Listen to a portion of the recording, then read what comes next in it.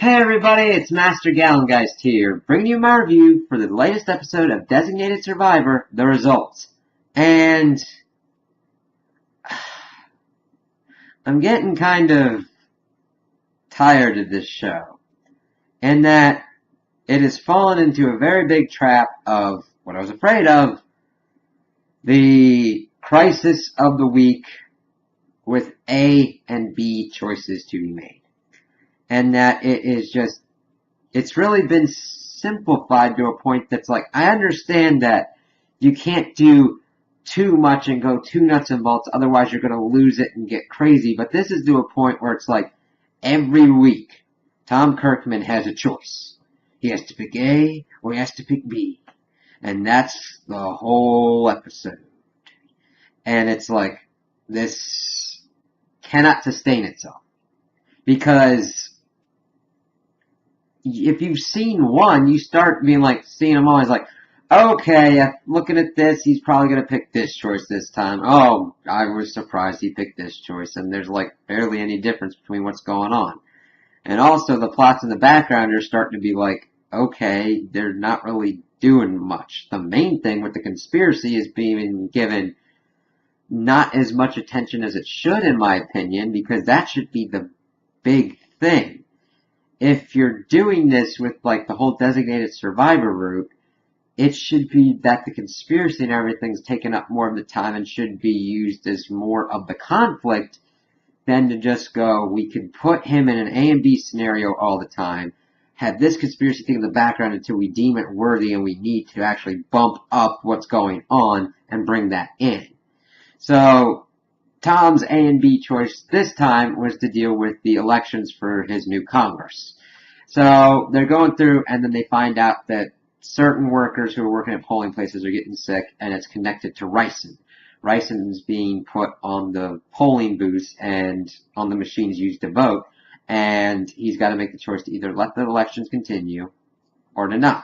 And his first choice is to not let the elections continue. The safety of the American people is more paramount. And then he's watching TV at a certain point and sees this daughter give this speech about like her mother was doing this because she thought that everyone's right to vote was very important. And then he goes on a press conference and says, the elections will go on and I'm going to cast my ballot tomorrow as well. And at first you don't think that it's going to work because he goes in and there's not many people voting. But then of course on the TV it says, there's high voter turnout and we'll see what happens with this. And it's like, okay.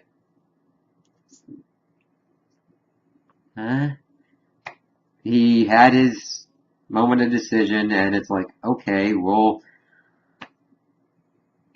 I understand that they're trying to make stakes, but there really aren't any at this point.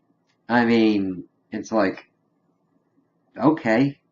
I mean, I don't want the people to be like a mass outbreak or whatnot, but it'll introduce some more conflict because the choices he had to make in the beginning were kind of more could have been more tangible in their consequences. But when you keep overusing it to the point that it's like, oh, okay, this really hasn't changed much, we'll have to see what happens. The biggest things were coming out was him telling Hook Stratton and McLeish about Nassar's death and looking into it and all that, and seeing, of course, that Hook Stratton's be like, well, we gotta investigate what's going on and see what's going on with all this stuff, with, of course, Jason coming in, confessing to killing Nassar with a certain poison, and then pretty much taking the rap for it, and, of course, Tom is like, this doesn't make any sense, why would he poison Nassar? It's just, which, of course, any person would be like, the conspiracy people couldn't have come up with a better kind of alternative? I mean, seriously, it's just, how would he have had the time to introduce it into the food when he was there when the food was being taken in by Catelyn? It's like, even like most people should be like, that doesn't make sense. And then of course they call in Hannah to talk about it, and of course Jason had set her on a trail to be like, look into this Weedle case. And of course they look into it, it's like, oh, someone's child was being used against them. It's like, okay, this is probably what's going on with Jason. So Hannah tails him to the point of finding the woman that was blackmailing him. That's where we get the idea for Jason to go and confess that he'd killed Nassar. And of course, while Hannah's watching them, Catalin's watching her, which they haven't done anything at the moment. She goes in to talk to Aaron about the whole situation. She gets a text to tell her not to tell him anything, which she doesn't, which is like, okay. She gets her buddy at the FBI to backtrace it, calls him, and it's the same woman that she found out about the room, and she's like, I want to meet you. And she's like, you'll never meet me. Look up 1114. It's like, okay. And then we get the other subplot of Leo's parentage, and it was like, he wasn't used to douche effectiveness, but he was still more of a thing being acted upon and being used as an object, more than a character. It's like, okay. He was like, are you my dad?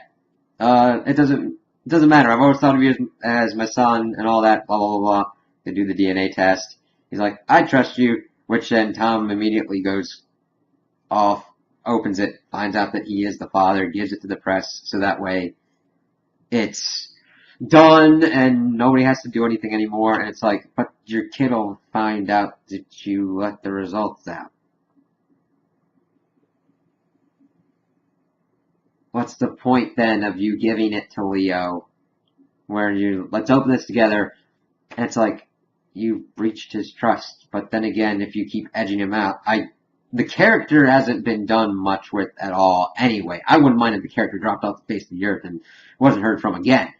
But if you're going to use the character, don't fuck the character over by being like, here's something that we're going to do. Oh, here's to build trust. And then immediately flip it and be like, well, they'll probably never know about it. We're not going to utilize it. We're not going to do it. It's like, what? That doesn't make any sense. And then it's just, we get to see that McLeish then tells Hook Stratton to not go forward with the investigation, but that Hook Stratton's going to pretty much try and take both McLeish and Tom out. It's like, there's